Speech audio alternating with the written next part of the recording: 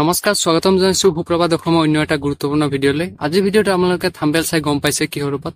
হয় ফ্ৰেণ্ডছ, আজি ভিডিঅ'ত মই আপোনালোকক জনাম যে পিএম কিষাণ 21 নং কিস্তি অৰ্থাৎ প্ৰধানমন্ত্ৰী কৃষক সন্মান নিধি 21 নং কিস্তি টকা ফাইনেল ডেট ৰিলিজ হৈ গৈছে। কালি ৰাতিয়ে ভিডিঅ'টো বনাইছে, মোৰ অলপ পলম হ'ল বনাওঁতে।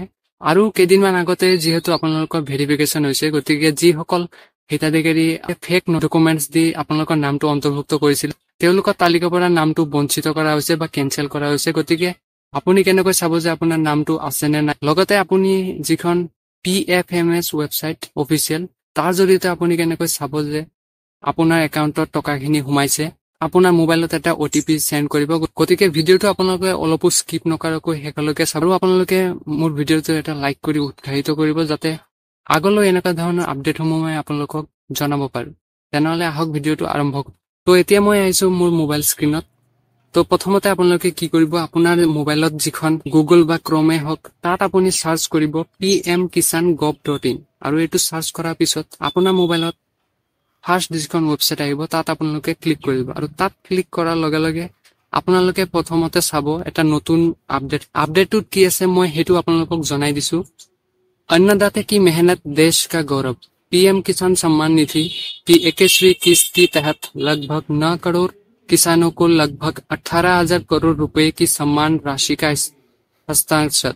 माने ইয়াত আপোনালোকে সমগ্ৰ দেশত যিখন 9 কোটি কৃষকে আবেদন কৰিছিল তাত 18,000 কোটি টকা এই আঁচনিখনৰ জৰিয়তে আপোনালোকক প্ৰদান কৰা হ'ব। আৰু তলত যদি আপোনালোকে চাই, ইয়াত তলত আপোনালোকৰ যিটো ফাইনেল ডেট সেইটো দিয়া আছে 19 নৱেম্বৰ 2025। মানে 19 নৱেম্বৰ 2025ত আপোনালোকে টকাখিনি পাব। আৰু ইয়াত টাইমটো দিয়া আছে কেতিয়া চাব পাৰিব, আপোনালোকে 11 বজাৰ লগে লগে পাব। মানে 19 নৱেম্বৰ 11 বজাত আপোনালোকে টকাখিনি চাব পাৰিব। গতিকে আপডেটটো কেনেকুৱা লাগিছে আপোনালোকে কমেণ্টত জনাব।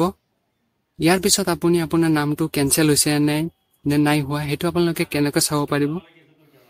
তো আপুনি ইয়াত এটা টেপ কৰি দিব। টেপ কৰি দিয়াৰ পিছত আপুনি তললৈ স্ক্ৰল কৰিব, আৰু স্ক্ৰল কৰিলে ইয়াত আপোনাৰ নিউ ফাৰ্মাৰ ৰেজিষ্ট্ৰেশ্যন EKYC আৰু নাও ৰেজিষ্টাৰটা চাব পাৰিব। আপুনি তললৈ একেবাৰে তলত যাব, আৰু একেবাৰে তলত আপোনালোকে চাব পাৰিব যে বেনিফিচিয়াৰী লিষ্ট।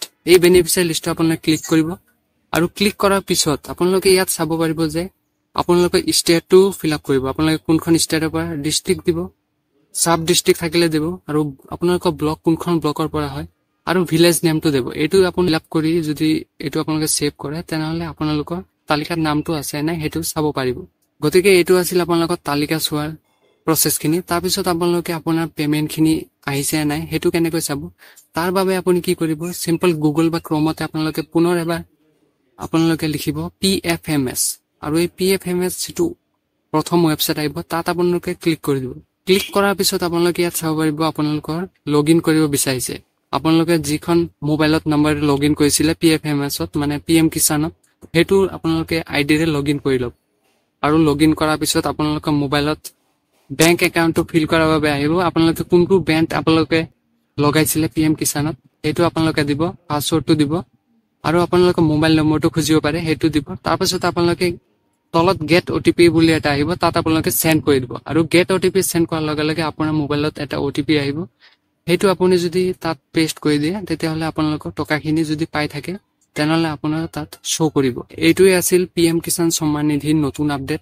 আপোনালোকে ভিডিঅ'টো যদি ভাল পালে লাইক কৰি দিব, শ্বেয়াৰ কৰি দিব, যাতে সকলোৱে কথাখিনি গম পায় যে 19 নৱেম্বৰত টকাখিনি দিব, আৰু ছাবস্ক্ৰাইব কৰি দিব যাতে নতুন আপডেট আহিলে আপুনি সোনকালে পাব পাৰে।